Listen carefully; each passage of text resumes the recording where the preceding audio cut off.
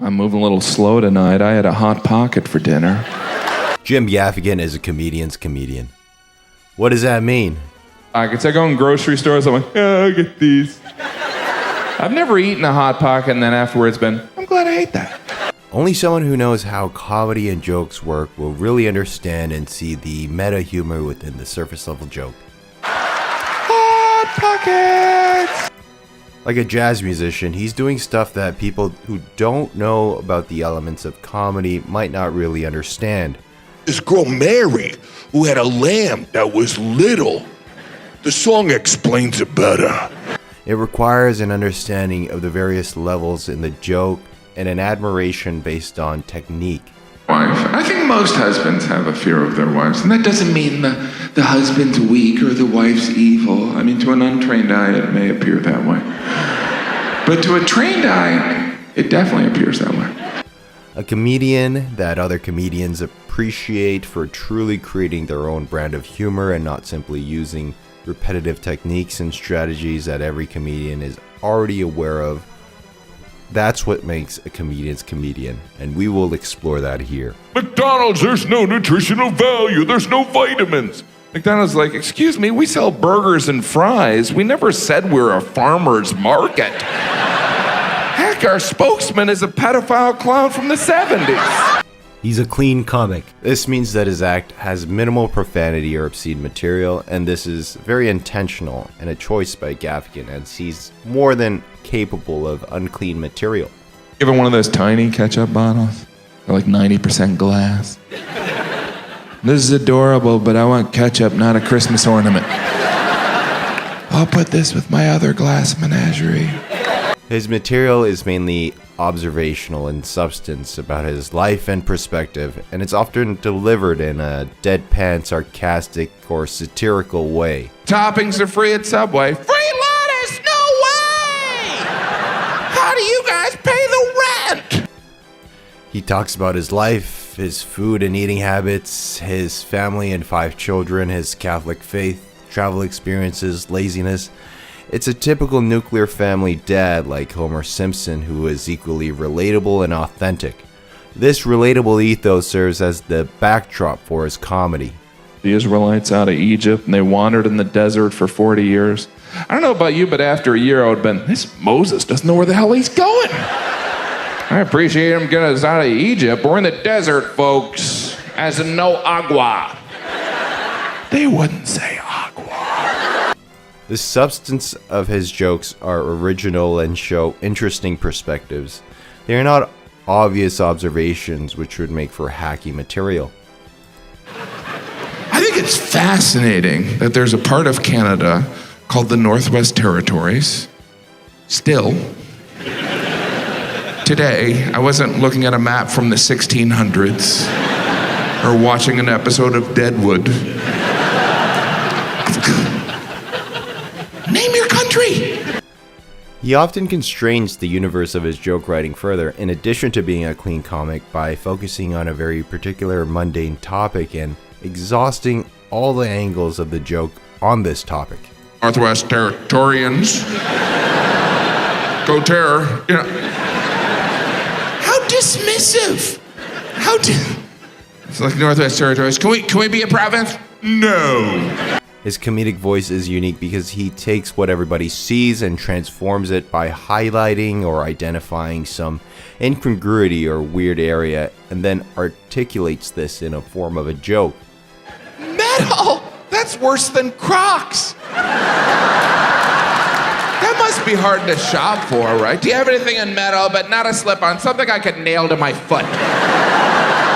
That's what we do. We nail it to their foot. What people typically call dad jokes are harmless, everyday, predictable, unoriginal jokes. On first glance, Jim Gaffigan's jokes seem like dad jokes, but while they're harmless and everyday, Gaffigan's jokes are unpredictable and original. Identified there are 2 times when it's socially acceptable to lie. To spare someone's feelings, it's okay to lie. It's also okay to lie to cover up a murder. Allow me to explain. When we discover someone's a murderer, we also learn they've done some fibbing. but we tend to focus on the murder part. He creates laughter out of the mundane, which is arguably the purest form of comedy.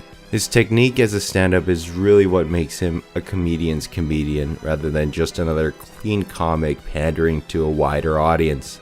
It's really bad for you. It's very high in fat and calories, and we don't even know where the meat comes from. And we're all like, that's disgusting. I'll have a Big Mac. He always writes new jokes and varying joke formats and constantly puts out new material. Speaking of pig slop, have you tried one of those KFC bowls? It's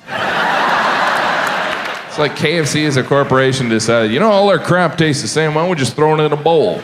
He's released over 10 comedy specials. From 2017 to 2021, he put out one special every year. The speed of churning high-quality work while being constrained to being clean is unmatched in the comedy world.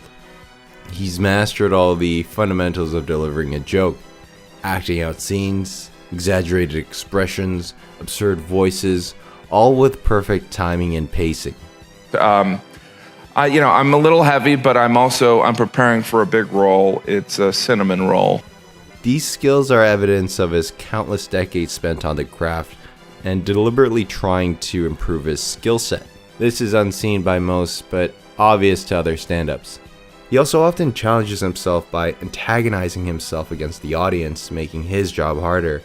He does this by repeating jokes in a particular subject area, or admitting some setups are fabrications or lies, or explicitly pointing out an awkward area in his joke or set. At this point, there's probably 1 or 2 or 300 of you that are frankly annoyed by the horse jokes.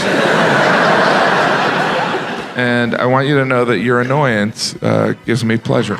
This illustrates his control over the crowd. He controls the crowd by understanding and empathizing with how they would react to his joke. He uses a particular voice to represent an inner monologue that is supposed to be an observer or placeholder for the crowd to criticize himself. I want everyone to feel comfortable. That's why I'd like to talk to you about Jesus. He better not. This is a classic move of self-deprecation that many comedians use, but he has evolved it into something very original to him.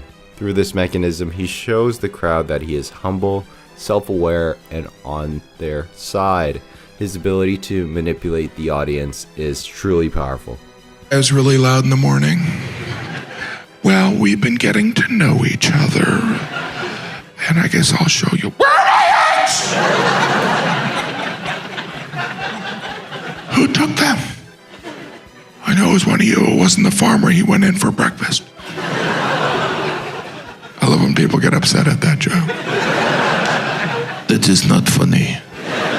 How dare you bring up a fictitious chicken?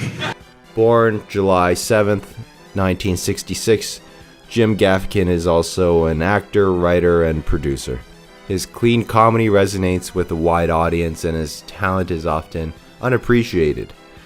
He is a fixture in the comedy world. He's a comedian's comedian. Stick my head in the microwave. Alpaca!